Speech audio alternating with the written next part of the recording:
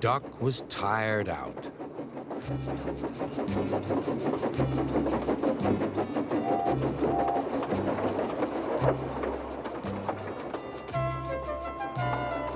The cars had been cheeky and troublesome.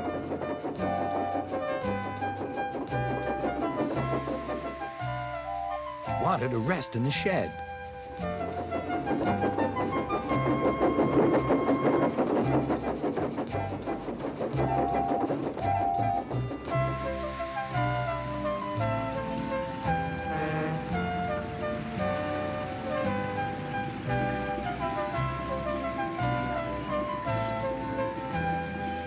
The 3 engines barred his way.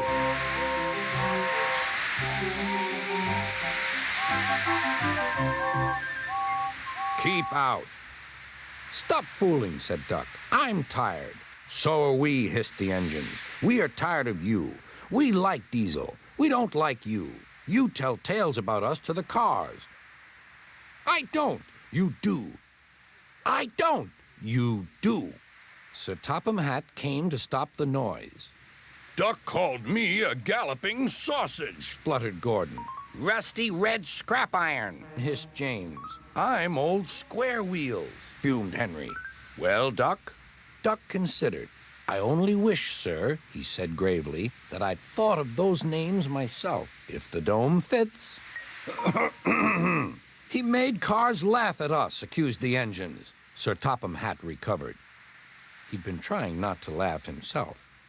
Did you, Duck? Certainly not, sir. No steam engine would be as mean as that. Diesel lurked up. Now, Diesel, you heard what Duck said. I can't understand it, sir. To think that Duck, of all engines, I'm dreadfully grieved, sir, but know nothing. I see, said Sir Topham Hatt. Diesel squirmed and hoped he didn't. I'm sorry, Duck, but you must go to Edward's station for a while. I know he will be glad to see you. As you wish, sir. Duck trundled sadly away, while Diesel smirked with triumph.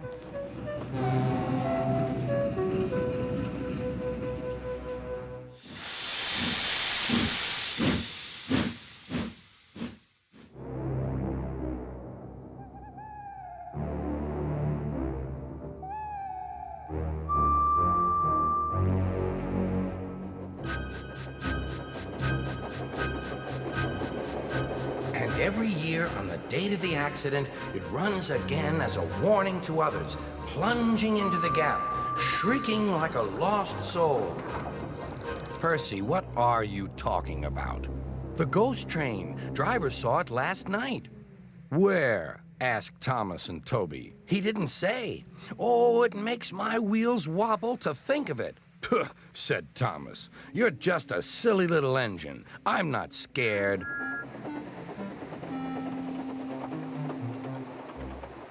Thomas didn't believe in your ghost, said Percy next morning. His driver laughed. Neither do I. It was only a pretend ghost story. Percy was disappointed. That evening, he came back from the harbor.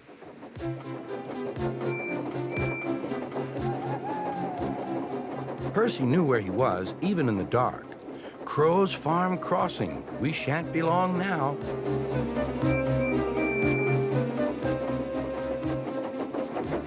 He liked running at night. The rails hummed and the signal light shone green. But a broken cartload of lime lay ahead. Sam the farmer had just gone for help.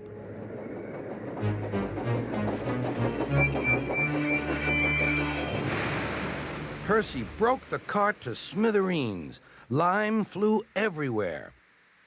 He puffed quickly to the nearest signal box. Percy's driver explained what had happened. I'll see to it, said the signalman. But you'd better clean Percy, or people will think he's a ghost. Percy chuckled. Do let's pretend I'm a ghost and scare Thomas. That'll teach him to say I'm a silly little engine. Toby promised to help.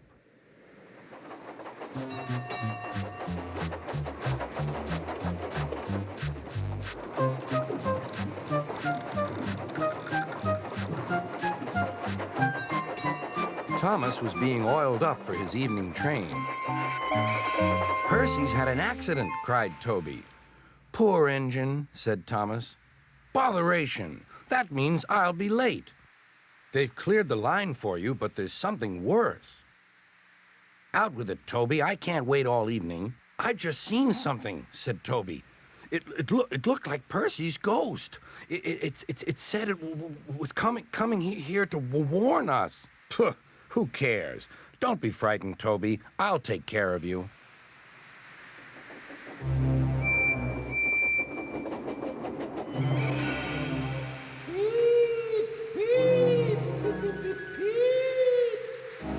"Let me in! Let me in!" wailed Percy. No, not by the smoke on my chimney, chim. "I'll chuff and I'll puff and I'll break your door in."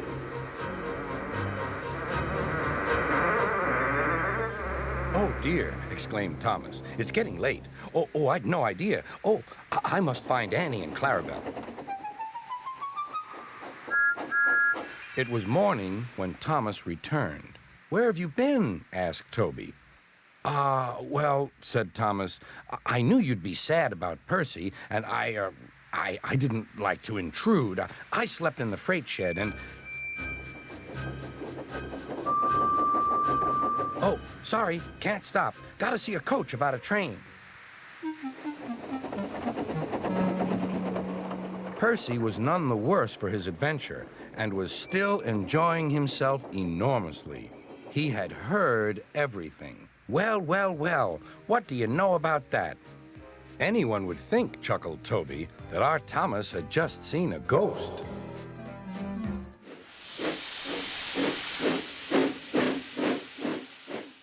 Boo!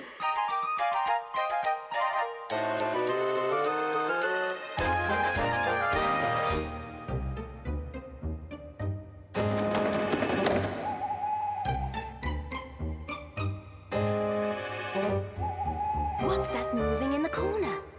What's that shadow on the wall? Don't be afraid, don't be scared, it really is nothing at all. But I saw something in the corner. I saw that shadow on the wall.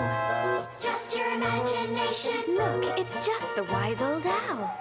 Boo, boo, choo choo, don't be afraid of the dark. It's easily explained, you see why things go bump in the night. Boo! Boo, boo, choo choo, don't wander from your track. And don't be afraid, don't be afraid, don't be afraid of the dark. The little engine wondered, he thought and thought all night. Really nothing's changed, it's just the same, just daylight turned to night. But something moved in the corner. A shadow crossed the wall.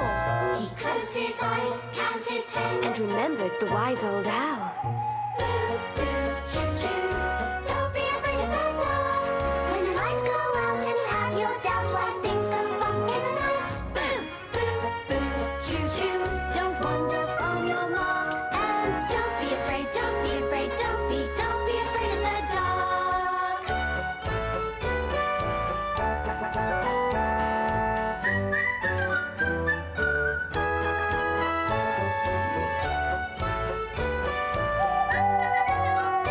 So don't be afraid, don't be afraid, don't be afraid of the dark.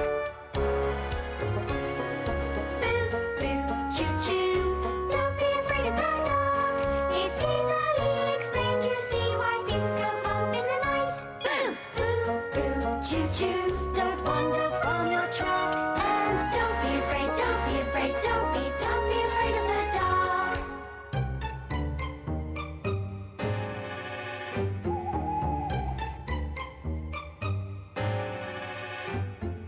What's that moving in the corner? What's that shadow on the wall? Don't be afraid, don't be scared, it really is nothing at all. But I saw something in the corner. A shadow crossed the wall. It's just your imagination. Look, it's just the wise old owl.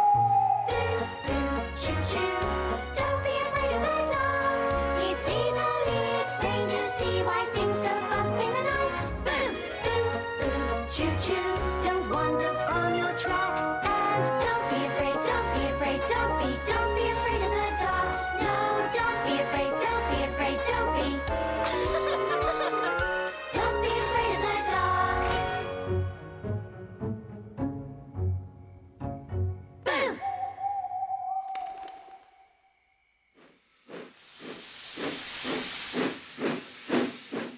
One morning, Sir Topham Hatt and his grandchildren came to see Toby. "Come on, Toby. We're all going to the seaside. We will ride in Henrietta." "Yes, sir," said Toby happily. They came to a small seaside station.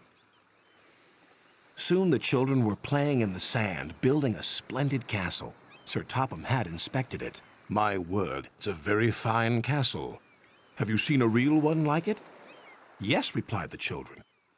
"It's here on the island," and they showed him a map. Pondered Sir Topham Hatt. They met Toby at the harbor. "Come along, we are going exploring."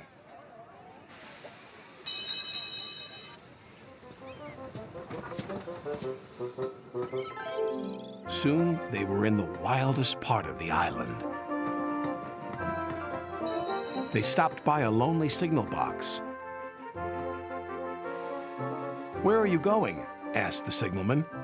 "We're trying to find an old castle." "I know the place, sir," said the signalman. "There's a small junction not too far down the line. Just switch the points."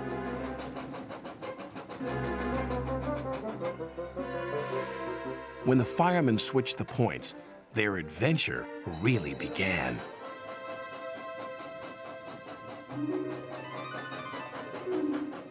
Toby pushed past branches and bushes until they came to another little junction. There they saw two signs saying, "To the castle" and "To the mine."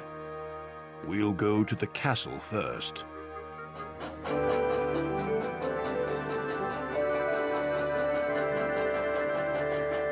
Toby stopped by an old water tower. "There's the castle." "Yes," replied Sir Topham Hatt. "And now we shall visit the mine." Once upon a time, the mine had been worked by the little engines, and their lines were still in place. But now everything was very rusty and overgrown. Sir Topham Hatt was most impressed, but Toby was rather scared. He was glad when it was time to go home. "I think the castle and the mine will make a fine place for visitors, but it will take some hard work first." "Yes, sir," said Toby nervously. Sir Topham Hatt's plans were soon put into action, but Toby was still worried. "I'm sure this place is haunted," he thought. "It's our turn to stay here on guard tonight, Toby." "Oh, yes, why not?" stuttered Toby. "Beware of the ghost, Toby," Thomas said. "What ghost?" asked Toby. "The old warrior ghost. Every night he lights his fire, then goes hunting. Toot toot, goodbye." Night came. Toby looked anxiously around. Everything seemed rather spooky. Quite suddenly, he heard a strange wheezing sound. "It's the ghost!" he wailed. "What ghost?" his driver asked. "It's the old warrior. He's come to hunt me down." "Don't be so daft. We'll go and investigate." They returned quite soon. "The old warrior wants to meet you," laughed his fireman. "Can't it wait till morning?" replied Toby. "Ghosts don't work day shifts," said his driver. Toby bravely made his way. "Well, bless my bell," he exclaimed. There, in front of him, was a little old engine. "This is your ghost, Toby," said the signalman. "His name's really Bertram, but we call him the Old Warrior because he's so brave." Bertram and Toby are now friends. They take the visitors to the castle and the mine. If there are any ghosts here, they certainly help to make the place very happy.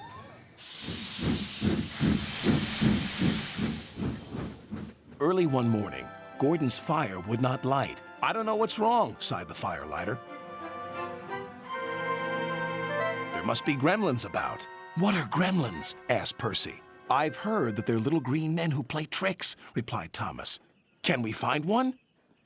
"Pah!" said James. "Gremlins don't exist. They're just an excuse when things go wrong." If Firelighter says there are gremlins, there are. Ha! Snorted James. Sir Topham Hatt had heard everything. Silence, he said. I am expecting a VIP, a very important person today. She has heard that all my engines are really useful. Please prove it. Yes, sir, they all said. As long as the gremlins let us. What gremlins? The ones in Gordon's fire, sir. That's why he's not ready yet. I'll see about that, thundered Sir Topham Hatt. And he did. Gordon, I expect you to be on your best behavior today. You are to pull the special coach for my special visitor. But no high speeds, please. She won't like that. Gordon was proud and pleased. He was waiting for his special coach when Percy puffed in with some freight cars. What's the matter, Gordon? You're late. Driver says there's gremlins in the turntable, replied Gordon. They must be everywhere, squeaked Percy. At last, the turntable was mended, and Gordon puffed away with the special coach. He was soon working hard to make up for lost time. After he arrived at the station, Sir Topham Hatt became concerned. Where's Thomas? He wondered. He's supposed to be bringing my visitor from the docks. Huh, huffed Gordon. Thomas isn't really useful if he's late. But it wasn't long before Thomas arrived. I'm sorry. A cow strayed on the line and we had to wait for the farmer to take her away. But driver says your visitor is here safe and sound. Indeed she is, smiled Sir Topham Hatt. How nice to see you. Who is it? Whispered Percy. I don't know, replied Thomas. But Sir Topham Hatt is certainly keen to please her. He's arranged a special party for her. She's got a dog as well, said Percy. Row! Come on, Thomas, said the driver. You need a drink. Paw, puffed Gordon. Thomas is just a lazy little engine. Sir Topham Hatt is expecting me to arrive on time. We're late because of Thomas. Gordon's driver had decided to make up for lost time. Then there was trouble. I think we better slow down. This is an old line and could make things uncomfortable for the VIP. And it did. She was taking a bath and the water was slopping all over the place. Oh! She cried.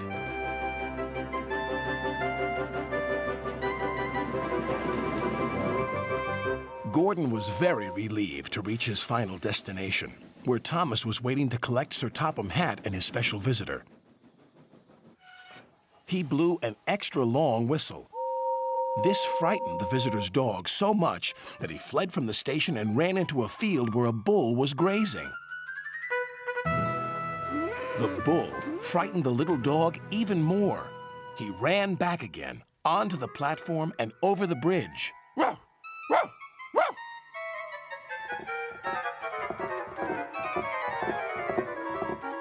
He didn't stop until he jumped straight into Thomas's cab.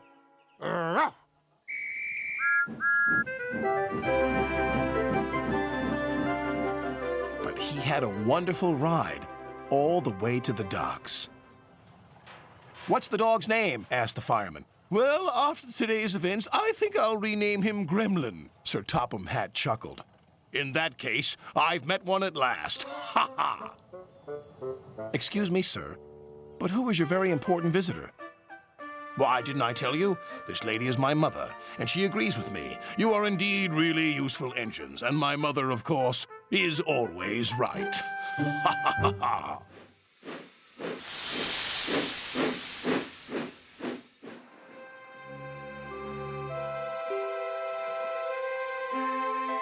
It was winter on the island of Sodor. The first fogs had begun to roll in from the sea.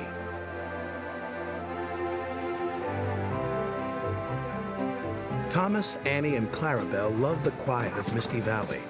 But Thomas must be careful of rocks that sometimes roll onto the tracks.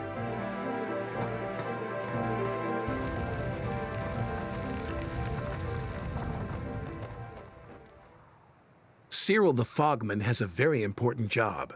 He puts detonators on the tracks to warn the engines when there's fog ahead. Ooh, shivered Thomas as he ran over the detonator. That made my axles tingle. Cyril's done his job, said his driver. We'd better slow down. There's fog ahead. Thank you, Cyril, said Thomas. That night at the sheds, Sir Topham Hatt had something special to show the engines. It was very large and strange looking. What is it? Asked Percy. It's a new invention, a railway foghorn, said Sir Topham Hatt. It warns you when there's fog ahead, like this.